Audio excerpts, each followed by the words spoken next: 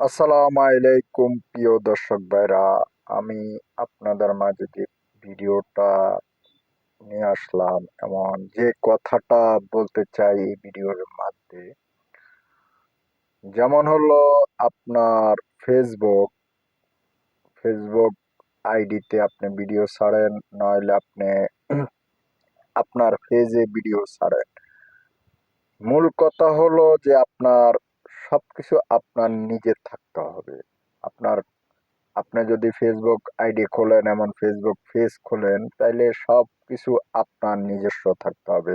আপনি নিজে কন্টেন্ট করতে হবে, আপনি নিজে বিনোদনের কথাবার্তা বলতে হবে। এমন এই যে ফেসবুকে আপনার নিজের ভিডিও ছাড়তে হবে, নিজের কন্টেন্ট আপনি দিতে হবে।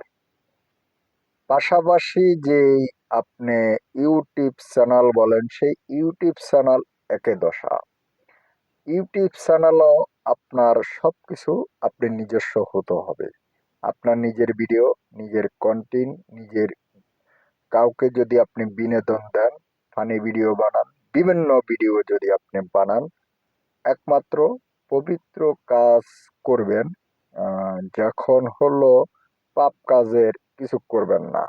যেহেতু আমাদের এই পৃথিবী ছেড়ে চলে যেতে হবে, তো ওই হিসাবে ভালো কাজ করবেন, যেটা আপনার ভালো। আপনার কারণ আপনি যখন পৃথিবী ত্যাগ করে চলে যাবেন, আজরাইলে যখন আপনার জান কবজ করবে, তখন আপনার ফ্যামিলি আপনার আইডি নাম্বার জানে না, পাসওয়ার্ড নাম্বারটা জানে না, আপনার ছেলেবেলে পাসওয়ার্ড নাম্বার জানে না। তখন এই পৃথিবীতে আপনার ভিডিওগুলো যদি খারাপ পক্ষে থাকে, তখন কিন্তু আপনার আইডিটা থেকে যাবে। তো থেকে গেলে আপনার যে কবরের যে আযাবটা, আমাদের হুজুর মাওলানারা যারা ওয়াজ মাহফিল করে, তারা যে আযাবের কথা বলে, সেই আযাবটা বাস্তব, অনাবাস্তবের কিছুই না।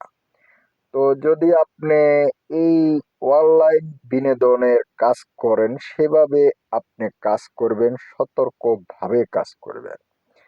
সে সতর্ক ভাবটা হলো কি, যেমন আপনি আহ, দুনিয়া ছেড়ে ত্যাগ করে চলে যাবেন, যখন এই ভিডিওটার মধ্যে আপনার কোনো খারাপ কাজ যখন না থাকে, সেই অনুসারে আপনি ভিডিওটা তৈরি করবেন। যদি ভালো কাজ করেন, তাহলে আপনি ভালো নেকি পাবেন। আর যদি আপনি খারাপ কাজ করেন, তাহলে এই ভিডিওটা যত দর্শক দেখবে, আপনার কবরে ততই আযাব বাড়তে থাকবে। তো সেই সতর্কটা আপনারা থাকবেন। সে সতর্ক হিসাবে মানুষকে অনলাইনে বিনোদনের কাজগুলো করবেন। তো আশা করি কথাটা বুঝতে পেরেছেন। খোদা হাফেজ।